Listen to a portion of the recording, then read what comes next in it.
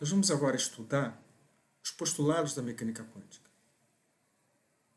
O primeiro postulado diz que o estado dinâmico de um sistema com N partículas está associado a uma função de onda que depende da coordenada de cada uma das partículas do sistema e do tempo.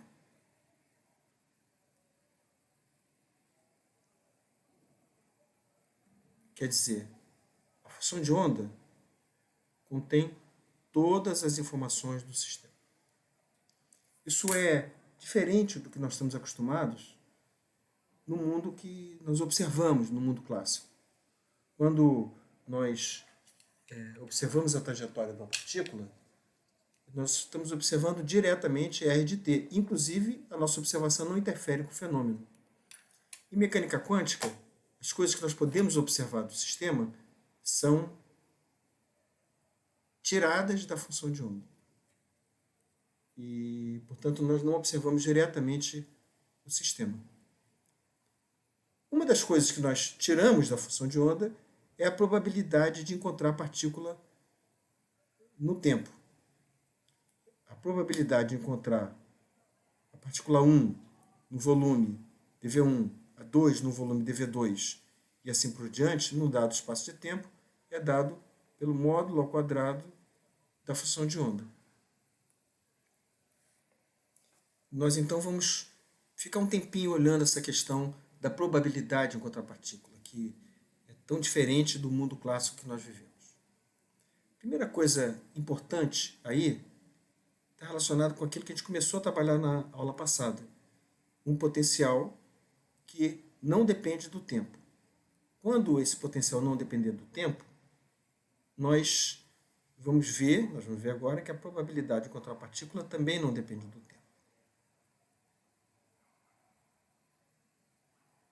Vamos ver então, vamos fazer essa demonstração. Nós já vimos que quando o potencial não depende do tempo, a função de onda pode ser escrita como uma parte radial, que depende apenas da posição, vezes uma parte que depende apenas do tempo. E nós já vimos que a parte que depende do tempo é dada por essa exponencial. Bom, como é que fica o módulo ao quadrado desta função de onda? Fica o módulo ao quadrado da função radial vezes a função exponencial. Agora, eu posso dizer que isso aqui vai ser o módulo ao quadrado da função radial vezes o módulo ao quadrado da parte exponencial. Como é que... Vamos desenvolver um pouco essa parte da expressão. Ela vai ser, de novo, o módulo ao quadrado da parte radial vezes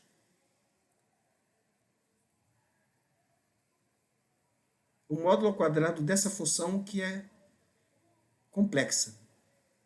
Nós vamos ter o módulo ao quadrado de uma função que tem números complexos, é a própria função, vezes o seu complexo conjugado. Ou seja, o módulo ao quadrado de uma função com um número complexo é a função vezes o complexo conjugado dessa função. Então, significa que onde eu tenho, num complexo conjugado, onde eu tenho um i, eu coloco menos i. Então, esse menos vira mais. Ou seja, esse menos vira mais. Então, esta função vezes o seu complexo conjugado é essa exponencial com sinal de menos e essa exponencial com sinal de mais. Ora, uma exponencial com sinal de menos vezes exponencial com sinal de mais com argumentos iguais é igual a 1. Então, sobrevivem apenas o módulo de A ao quadrado. Tem um módulo aqui. Portanto, nós chegamos que o módulo ao quadrado da função de onda, que depende de R de t, vai ser uma constante vezes o módulo ao quadrado da função apenas da parte que depende de R.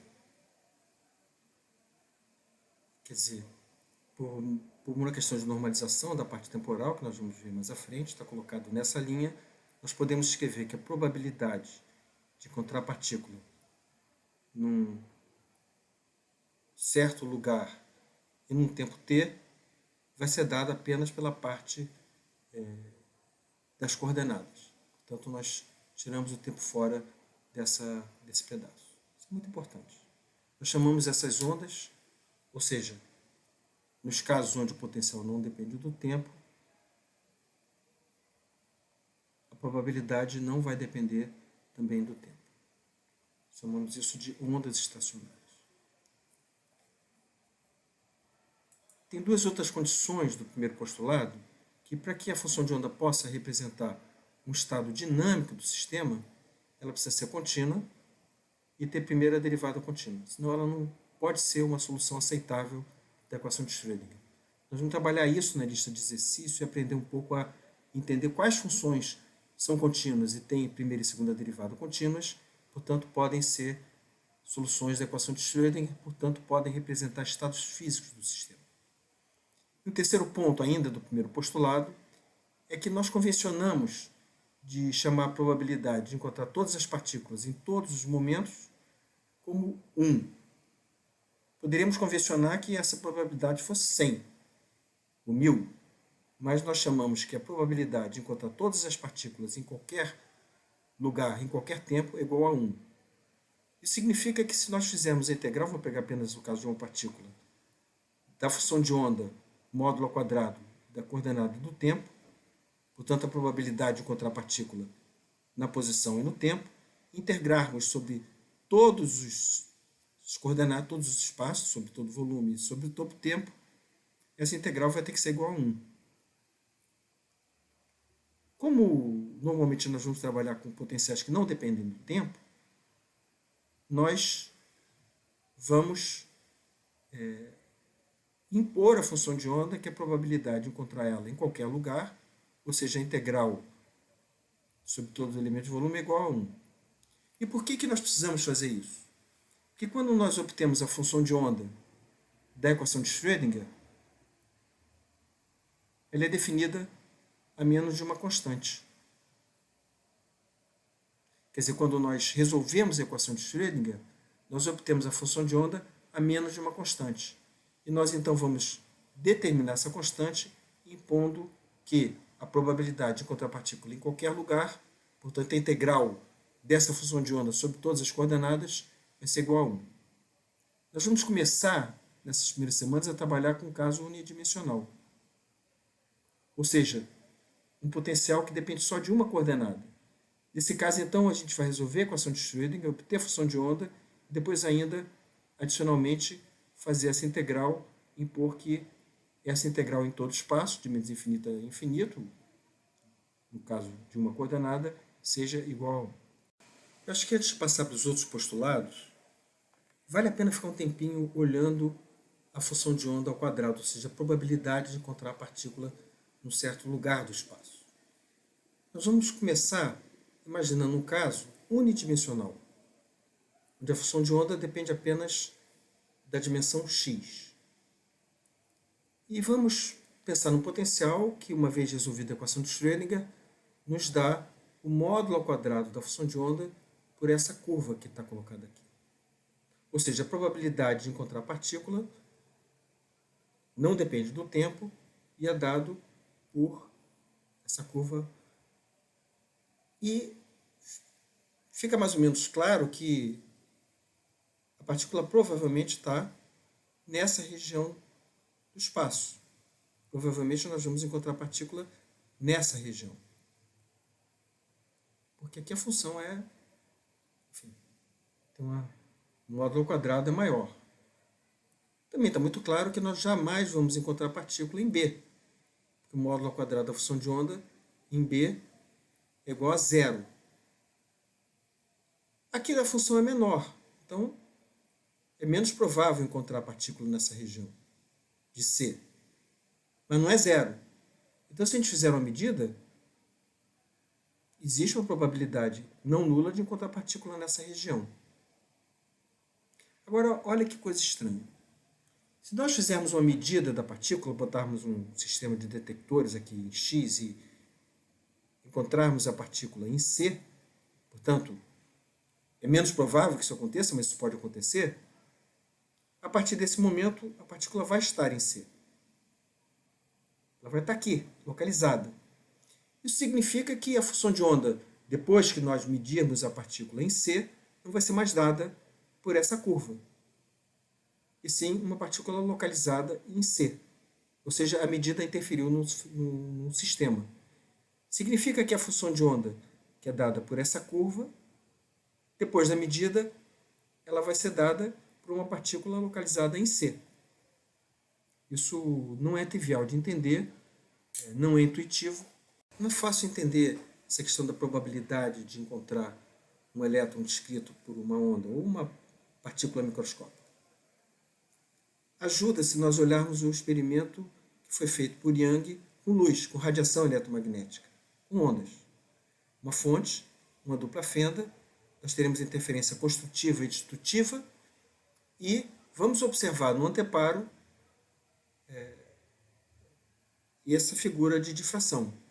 Teremos uma franja central mais intensa, franjas menos intensas e lugares onde não teremos nenhuma presença de luz no anteparo. Ou seja, nós estamos tendo uma interferência construtiva e destrutiva da luz ao passar por essas fendas. Se nós fizermos uma figura de difração de elétrons, nós vamos obter uma coisa parecida. Vamos imaginar que eu tenha uma fonte de elétrons, um elétron, outro elétron, outro elétron, de tal maneira que depois de um certo tempo eu tenha a possibilidade de captar no anteparo a probabilidade, não, digamos assim, não a probabilidade, mas assim o número de elétrons que chegaram no anteparo ao longo do tempo. Esse número de elétrons vai ser proporcional à probabilidade de um elétron ser emitido nessa região e capturado no anteparo. E nós vamos obter, como módulo ao quadrado da função de onda, exatamente essa figura que está colocada aqui. Eu coloquei para vocês, e sugeria que vocês assistissem agora, 2 filmes que falam sobre isso. O primeiro é em inglês, mas é muito interessante, esmiuça essa experiência, e o segundo é de um querido amigo, uma aula de um querido amigo, Jorge Sá Martins, que fala sobre essa questão. Gostaria que vocês assistissem o filme. Mas antes, vale a pena, como curiosidade, saber que a experiência de interferência de elétrons por dupla fenda foi de fato realizada por Carl Johnson em 1961. E mais interessante que isso, em 1991, esses 2 cientistas realizaram a mesma experiência com átomos em vez de elétrons. E os átomos são muito mais pesados que os elétrons. E mesmo assim mostram a sua natureza quântica. Mas em 1999, esse físico Arndt e colaboradores observaram também figuras de interferência com fenda dupla com o C60, que são os buckyballs. Quer dizer que essa estrutura já grande, né, também mostra um caráter ondulatório. E essas buckyballs contêm 60 átomos de carbono, dispostos como se fosse uma bola de futebol, por isso que leva esse nome. E elas são centenas de milhares de vezes mais pesadas do que o elétron. Quando ele fez essa experiência, esse pessoal fez essa experiência em 1999, eles observaram também essas figuras de difração.